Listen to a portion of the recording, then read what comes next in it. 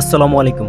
আপনাদেরকে এতদিন খামারের ভিডিও দিতে পারি নাই। তো এখন থেকে নিয়মিত ভিডিও দেওয়ার চেষ্টা করব। চলুন কথা না বাড়িয়ে ভিডিও শুরু করা যাক। আপনারা আগে যারা আমার ভিডিও দেখেছেন তারা এই শেডটি চিনে থাকবেন। এটা হচ্ছে আমাদের খামারের ১ নং শেড। এই শেডটিতে ২৪০০ পিস মুরগি আছে। এই মুরগিগুলোর বয়স ৫০ সপ্তাহ এবং ওয়েট ২ কেজির প্লাস আছে। এই মুরগিগুলো ডেইলি ৯০% ডিম দিয়ে থাকে এবং আমাদের এই ১ নং শেডে ডেইলি ৫.৫ বস্তা খাদ্য যায়। এই মুরগিগুলোকে ডেইলি ২ বেলা খাদ্য দেওয়া হয়। এক সকাল ৬টা বাজে এবং বিকাল ৩টা বাজে। এখন দিনের বেলা গরম একটু বেশি পড়ে। এই গরমের মধ্যে খাদ্য দেওয়ার চেষ্টা করবেন একদম সকাল সকাল এবং একদম বিকাল বেলায়। তাহলে মুরগিগুলো খাদ্য ভালোভাবে খেতে পারবে।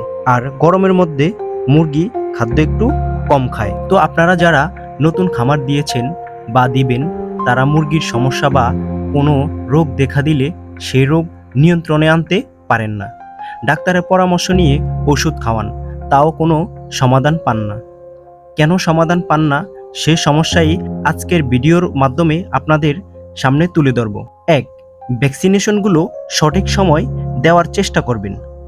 ২. আপনার খামারে খাদ্য এবং পানির পাত্র সবসময় পরিষ্কার রাখবেন। খাদ্যের পাত্র, পানির পাত্র পরিষ্কার রাখলে রোগ হবার সম্ভাবনা কমে যাবে। ৩. মুরগির পায়খানার দিকে সবসময় খেয়াল রাখবেন। মুরগির পায়খানা ঠিক আছে কিনা বুঝবেন কিভাবে? যেমন পাতলা চুনা, সবুজ, কফি কালার, পাতলা পায়খানা এবং পায়খানার সাথে হালকা হালকা রক্ত দেখা যেতে পারে।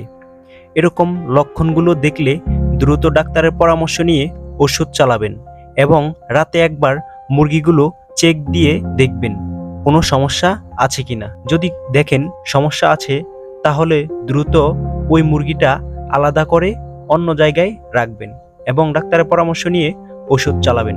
ভালো থাকবেন। ভিডিওটি ভালো লাগলে সবাইকে শেয়ার করে দেখার সুযোগ করে দিবেন। আর আমার চ্যানেলে নতুন হয়ে থাকলে আমার অন্যান্য ভিডিওগুলো দেখুন। ভালো লাগলে এরকমই নতুন নতুন ভিডিওর নোটিফিকেশন পেতে হলে চ্যানেলটি সাবস্ক্রাইব করে রাখুন। ধন্যবাদ সবাইকে।